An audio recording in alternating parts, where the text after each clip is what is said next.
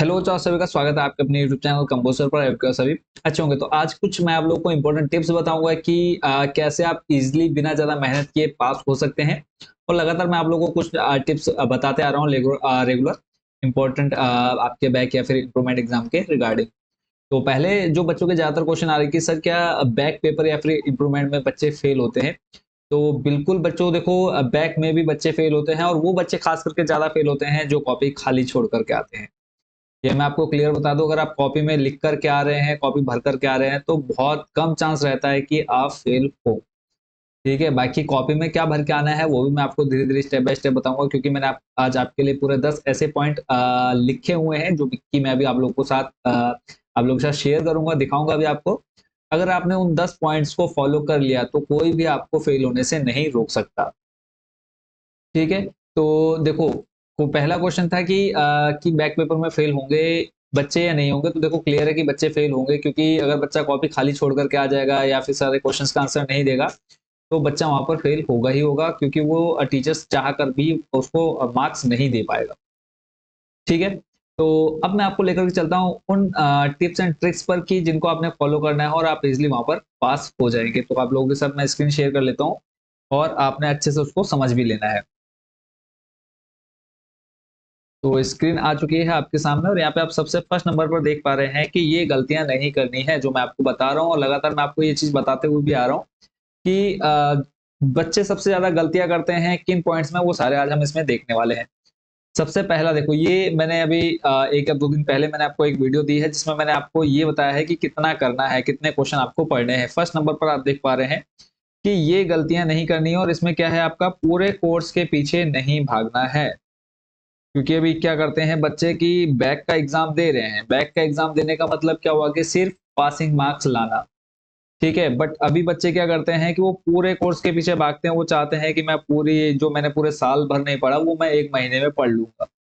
तो ये कभी भी संभव नहीं है। आप अगर पूरे साल का पढ़ने बैठेंगे तो आप कैसे सोचो कि एक जो पूरे साल का सिलेबस है, ठीक है, आप उसको कैसे एक मंथ के अंदर कंप्लीट कर सकते हैं? पॉसिबल है क्या? बिल्कुल पॉसिबल नहीं है।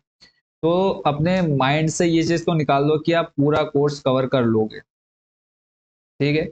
तो इस चीज का आपने ध्यान रखना है, पूरे कोर्स के पीछे नहीं भागना है। अब पूरे कोर्स के पीछे नहीं भागना है तो क्या करना है? तो आपने वो क्वेश्चन ढूंढने हैं जो आपके एग्जाम्स में आने के बहुत ज्यादा जिनके चांसेस हैं। ठीक है, अब वो आपको कैसे पता चलेगा?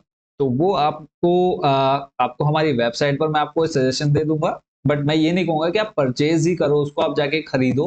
बट मैं आपको ये कहूंगा कि हमारी वेबसाइट पर आपको इंपॉर्टेंट क्वेश्चन मिल जाएंगे। ठीक है, बट अगर आपको परचेज नहीं करने तो मैं आपको दूसरा रास्ता भी दे रहा हूँ जहां पे आप जाकर के खुद ढूंढ सकते हैं। कहाँ से कैसे ढूंढ सकते हैं, कहाँ से ढूंढ सकते हैं? तो सिंपली आपने सिलेबस देखना है। क्या देखना है? सिलेबस देख लेना है। सिलेबस देखने से क्या होगा, आपको मैं वो बता दूं कि सिलेबस में आपको ये पता चल जाएगा कि कौन सा चैप्टर आपका इंपॉर्टेंट है, कौन सा चैप्टर आपका इंपॉर्टेंट है, ये आपको वहां से क्लियर हो जाएगा।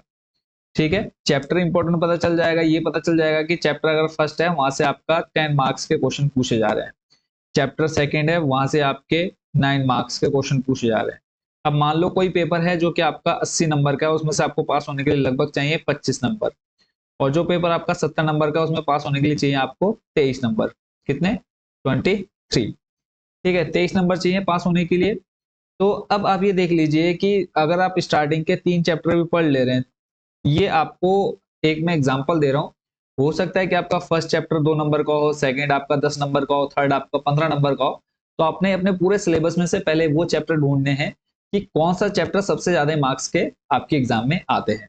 जैसे अगर मैं बात करूं क्लास 12th मैथ की, तो क्लास 12th में चैप्टर 5, 6, 7, 8, ठीक है, अगर आप ये 4 चैप्टर पढ़ लेते हो तो यहाँ से आपके सीधा सीधा 35 नंबर के प्रश्न बनते हैं।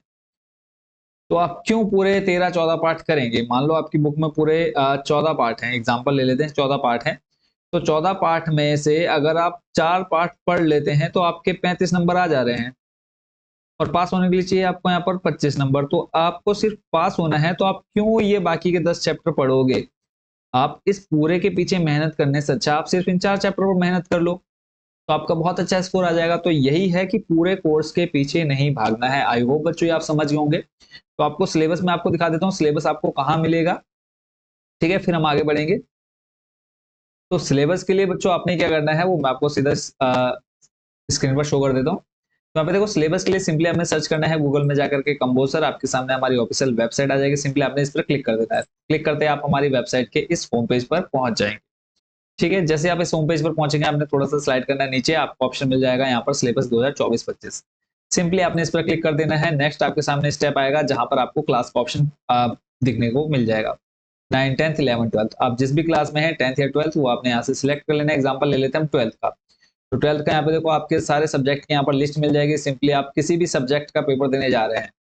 ठीक है, जैसे आपका एग्जाम्पल ले लेते हैं हम फिजिक्स का ले लेते हैं, क्योंकि जो सबसे ज्यादा जो बच्चे क्लास 12th में फेल हुए हैं वो फिजिक्स में हुआ है। ठीक है, तो फिजिक्स का यहाँ से हम एग्जाम्पल उठा लेते हैं। फिजिक्स पर हमने क्लिक किया, ये आपके सामने फिजिक्स का सिलेबस ओपन हो जाएगा। तो यहीं पर अगर आप देखेंगे तो देखो पास होने के लिए चाहिए आपके 23 नंबर। तो यहाँ पे थोड़ा सा नीचे आएंगे क्योंकि इसमें 11th और 12th दोनों का जो सिलेबस है वो कंबाइन है। थोड़ा सा नीचे आएंगे तो आपको 12th का सिलेबस में मिल जाएगा। तो यहाँ पे आप देखेंगे स्टार्टिंग के 2 चैप्टर से 16 नंबर के प्रश्न आएंगे और उसके बाद अगले 3 चैप्टर से यानी चैप्टर आपका सॉरी अगले 4, 5, 6, 7 4 चैप्टर ये और 3 चैप्टर ऊपर आपके 4, 5, 7 चैप्टर अगर आप पढ़ लेते हैं टोटल, वैसे चैप्टर आपके हैं कितने 14। तो अगर आप 7 चैप्टर पढ़ लेते हैं तो आपके 7 चैप्टर में से कितने नंबर बन रहे हैं लगभग आपके 33 नंबर। ठीक है, और पास होने के लिए आपको 23 नंबर। तो आप ये पूरे के पीछे क्यों भागेंगे, या फिर आप ऐसे चैप्टर देख लो जो आपको इजी लगे और वहां से अच्छे खासे मार्क्स भी अगर आपके बन रहे हो तो आप उन चैप्टर्स को उठा लो। जैसे अगर आप नीचे देखेंगे तो 9, 10, 11, 12, 13, 14 अगर आप इनको पढ़ लेते हैं, देखो यहाँ से 8, 9, 10, 11, 12, 13, 14 यानी 3 ये 4, 5, 6, 7 अगर आप इन 7 चैप्टर को पढ़ लेते हैं तो 18, 12 हो गया कितना आपका 30 और 7 ये 37 नंबर। अगर आप नीचे के आप 8 चैप्टर 8 से लेकर के 14 तक पढ़ते हैं तो लगभग आपके 40 नंबर के क्वेश्चन बनते हैं। तो आप इस तरह से सिलेबस से देख सकते हैं। आपने पूरा सिलेबस कवर नहीं करना। अगर आपको सिर्फ पासिंग मार्क्स चाहिए तो आपने पूरे सिलेबस के पीछे नहीं भागना है, पूरा कोर्स नहीं देखना है। ठीक है, आई होप कि ये पहला जो हिंट मैंने आपको बताया है ये आपको अच्छे से समझ में आ गया होगा कि पूरे कोर्स के पीछे नहीं भागना है। ठीक है, अब चलते हैं नेक्स्ट आपके अगले पॉइंट की तरफ। अगला पॉइंट है बिना सिलेबस के कुछ भी मत पढ़ना। यहाँ पर मैंने आपको बता दिया है कि बिना सिलेबस के कुछ भी नहीं पढ़ना है। ये भी आपको कैसे पता चलेगा कि आपको क्या पढ़ना है क्या नहीं पढ़ना। तो जब आप यहाँ सिलेबस को देखेंगे तो सिलेबस के नीचे ही आपको यहाँ पर पूरे जैसे मान लो कोई बच्चा है जिसको लग रहा है कि मैं ऊपर के ये 3-4 चैप्टर ही पढ़ूंगा जिससे मेरे आराम से 30-35 नंबर आ जाएंगे। तो उस बच्चे ने अगर मान लो चैप्टर फर्स्ट उसने डिसाइड किया कि हाँ मैं चैप्टर फर्स्ट अच्छे से प्रिपेयर कर लूंगा, मुझे समझ में आ जाता है। तो चैप्टर फर्स्ट के इंपॉर्टेंट टॉपिक आपको यहाँ पर दिए हुए हैं। जैसे आपका इलेक्ट्रिक चार्ज हो गया, कुलाम्स लॉ हो गया, ठीक है, इसके अलावा गाउस की प्रमेय हो गया, इलेक्ट्रिक फील्ड हो गया, तो ये कुछ इलेक्ट्रिक फ्लक्स हो गया, गॉस थ्योरम हो गया, गॉस की प्रमेय। ठीक है, तो ये आपकी क्या है इंपॉर्टेंट टॉपिक है। तो आपने सिर्फ यही पढ़ना है, इसलिए यहाँ पे लिखा है बिना सिलेबस के कुछ भी मत पढ़ना। यानी आपने सिलेबस देखा नहीं, आपने ये नहीं देखा कि आपके सिलेबस में कौन कौन से टॉपिक हैं, यानी कौन कौन से टॉपिक आपके सिलेबस में है। तो उन्हीं टॉपिक को ही आपने प्रिपेयर करना है, क्योंकि कई बार ऐसा होता है कि आप कुछ ऐसे टॉपिक्स पढ़ लेते हैं जिनका आपके एग्जाम से लेना देना ही नहीं होता। तो ये आपका सेकंड पॉइंट, आई होप कि आप इसको भी अच्छे से समझ गए होंगे। तीसरा पॉइंट है पेपर में राइटिंग पर विशेष ध्यान ना देना। अब बच्चे क्या करते हैं कि वो बहुत अपनी स्पीड बढ़ाने के चक्कर में या फिर कहते हैं कि यार लिख तो मैं गलत ही रहा हूँ, तो फिर अच्छी राइटिंग बना करके फायदा है क्या? बहुत फायदा होता है। अगर आपकी राइटिंग अच्छी है, अगर आप अच्छा लिखते हैं तो एग्जामिनर ना चाहते हुए भी आपके उस आंसर को नहीं काटता है, वहां पर आपको नंबर दे करके जाता है। कई बार ऐसा मैंने बच्चों की जो कॉपी है बोर्ड की वो भी मैं देख चुका हूँ, और प्रैक्टिकली भी हम अपनी डेली लाइफ में भी मैं भी काफी बार ऐसा कर चुका हूँ कि अगर बच्चे ने रिलेटेड मान लो 100% अगर एक क्वेश्चन है कोई उसने आंसर लिखा है, तो 100 में से अगर उस बच्चे ने 5%, 10% भी रिलेटेड लिखा है, तो उस बच्चे का अगर मान लो 5 नंबर का क्वेश्चन है तो 5 में से 2 से ढाई नंबर उसको इजिली मिल जाते हैं। ठीक है, तो इस चीज पर आपने स्पेशली काम करना है एग्जाम के टाइम पे। पेपर में मान लो कि कुछ भी भर रहे हो तो राइटिंग गंदी बिल्कुल भी नहीं बनानी है। भले ही आप अच्छा लिख रहे हैं, सही पूरा सही लिख रहे हैं, फिर भी राइटिंग पर विशेष ध्यान देना है। मैं आपको बता दूं राइटिंग के कोई नंबर कट नहीं होते एग्जाम में, बट राइटिंग का बहुत असर पड़ता है आपके मार्किंग पर। ठीक है, तो एक जो एग्जामिनर होता है आपका कॉपी चेक जो करता है टीचर, तो उसको भी समझ में आना चाहिए। तो इतना एटलीस्ट आपने कोशिश करनी है। आई होप तीसरा पॉइंट अच्छे से समझ गए होंगे। चलते हैं पेपर के दिन समय पर ना पहुंचना। अब सबसे बड़ी गलती क्या होती है कि बच्चे सोचते हैं कि ठीक है यार बैक पेपर तो है ही, चलेंगे आराम से, या फिर 5 मिनट पहले चलेंगे, 10 मिनट पहले चलेंगे, या फिर जब टाइम हो जाएगा उसी टाइम पर फिक्स पहुंचेंगे। तो इस चीज का आपने ध्यान रखना है। पेपर के दिन बिल्कुल आपने कोशिश करनी है कि आपके एग्जाम से पहले आधा घंटा पहले आप लोग अपने जहां पर भी सेंटर होगा वहां पर पहुंच जाना है। इसका बहुत बड़ा फर्क पड़ता है बच्चों आपके, जब आप एग्जाम हॉल में बैठते हैं उस पर बहुत बड़ा फर्क, बहुत ज्यादा फर्क पड़ता है आपके एग्जाम पर। क्यों? क्योंकि अगर आप देर से पहुंचेंगे तो आप जल्दबाजी करेंगे और जल्दबाजी में आपके कई ऐसे क्वेश्चंस के आंसर होंगे जो आप गलत कर देंगे या फिर जो आपको आता होगा वो आप उस समय भूल जाते हैं। ठीक है? और जल्दबाजी में आप लोग बहुत गलतियां ऐसी कर देते हैं जो नहीं करनी चाहिए। इसलिए पेपर के टाइम पर आपने जिस दिन आपका पेपर होगा उस दिन बिल्कुल समय से पहले पहुंच जाना है। चलते हैं अगले पांचवें पॉइंट पर, पुराने पेपर हल ना करना। बच्चों की सबसे बड़ी गलती रहती है कि प्रीवियस ईयर के पेपर सॉल्व नहीं करते हैं। अब यहाँ पर यह है कि उत्तराखंड बोर्ड पहली बार सॉरी ये आपका सेकंड टाइम होगा जब उत्तराखंड बोर्ड बैक पेपर या फिर इंप्रूवमेंट का एग्जाम कंडक्ट करा रहा है, कराने जा रहा है। इससे पहले जो आपके बैक पेपर हो चुके हैं, अगर आपको पेपर कहीं से मिलता है, ठीक है, तो आपने उस पेपर को सॉल्व करना है। अदरवाइज आपने जो मेन बोर्ड एग्जाम हुआ था आपका 2024 का 2023 का, तो एटलीस्ट कम से कम 2 से 3 पेपर आपने सॉल्व करने हैं प्रीवियस बोर्ड ईयर के जो, ठीक है, जो मेन आपका बोर्ड एग्जाम होता है उसके कम से कम पिछले 3 साल के पेपर सॉल्व करने हैं अगर आपको मार्क्स चाहिए अच्छे। ठीक है, तो इसको आपने ध्यान रखना है, पुराने पेपर हल जरूर करने हैं आपने। ये गलतियां मैं यहाँ पर, ये सारी आपकी गलतियां हैं, ठीक है, ये काम करने नहीं है। ठीक है, ऐसा नहीं है कि पुराने पेपर हल ना करना, तो बच्चे बस ये देख करके जा रहे हैं कि अरे सर ने तो बोला कि पुराने पेपर हल नहीं करने। ये गलतियां मैं आपकी बता रहा हूँ, ठीक है, तो पुराने पेपर हल ना करना सबसे बड़ी गलती है। इस चीज को आपने ध्यान में रखना है। अगला है सभी प्रश्नों को उत्तर ना देना। एग्जाम में बच्चे क्या करते हैं कि 4 क्वेश्चन के आंसर आते थे, अब वो 4 कर लिए हैं, बाकी जो टाइम बचा है उसमें अपने आगे पीछे वाले को परेशान करेंगे, भाई ये बता दे, भाई वो बता दे। तो आपको जितना आता है पहले आपने उन क्वेश्चंस को करना है अच्छे से, ठीक है? उसके बाद अगर अब आप कुछ भी नहीं आ रहा तो आप कोशिश करें कि उससे कुछ ना कुछ रिलेटेड आप फॉर्मूला लिख करके आ जाए। अगर आप मैथ कर रहे हैं, फिजिक्स कर रहे हैं तो रिलेटेड फॉर्मूला लिख करके आ जाए। कुछ भी समझ में नहीं आ रहा तो आपको आपने जो याद कर रखा है आप वो आंसर उस क्वेश्चन के आंसर की जगह लिख करके आएंगे। कॉपी खाली नहीं छोड़नी है, सारे क्वेश्चंस के आंसर आपने देने हैं, ठीक है? कई बार ऐसा होता है कि टीचर्स चाहता है कि हम बच्चों को फेल ना करो। अगर आपने लिखा होगा तो वहाँ पे आपको नंबर देगा और उस पर कल को कोई ब्लेम भी नहीं आएगा कि आपने यहाँ पर नंबर क्यों दिए हैं, ठीक है? तो अगर आप कॉपी खाली छोड़ करके आएँगे तो टीचर के सामने कोई भी ऑप्शन नहीं रहेगा आपको मार्क्स देने का, तो एटलीस्ट कॉपी में आपने लिख करके, बाय चांस कोई ऐसा क्वेश्चन आंसर नहीं पता, तो आपने उनके आंसर भी दे करके आने हैं। ठीक है, नेक्स्ट चलते हैं अगले क्वेश्चन पर। अगला क्वेश्चन कह रहा हूँ, अगला जो पॉइंट है, टॉपिक वाइज प्रश्न तैयार ना करना। अब इसका मतलब क्या हुआ? टॉपिक वाइज का मतलब हुआ, जैसे अभी मैं आपको दिखा देता हूँ स्क्रीन शेयर करके भी। जैसे सिलेबस आपने समझ लिया, सिलेबस क्या है, ठीक है? टॉप 30 क्वेश्चंस पर जैसे मैं आपको लेकर के आ गया हूँ इधर। तो टॉपिक वाइज मतलब क्या हुआ, जैसे आप फिजिक्स में आ जाते हैं, हम फिजिक्स में आ गए हैं। फिजिक्स के अंदर देखो हिंदी मीडियम का है, इंग्लिश मीडियम, ये सारे वो इंपॉर्टेंट क्वेश्चन है जो मैं भी आपको पूरा डिटेल में बताऊंगा। तो यहाँ पे आप देख पा रहे हैं वैकल्पिक, क्योंकि आपके जब पेपर देखेंगे आपके एग्जाम में एमसीक्यू ऑब्जेक्टिव क्वेश्चन आते हैं, वैकल्पिक आते हैं, निश्चित उत्तरीय प्रश्न आते हैं, अति लघु लघु यानी very short short type question आते हैं, विस्तृत क्वेश्चन आते हैं यानी लॉन्ग क्वेश्चन आंसर्स पूछे जाते हैं। तो बच्चे क्या करते हैं, बच्चे सिर्फ रट लेते हैं वेरी शॉर्ट क्वेश्चन आंसर या फिर शॉर्ट रट लेंगे।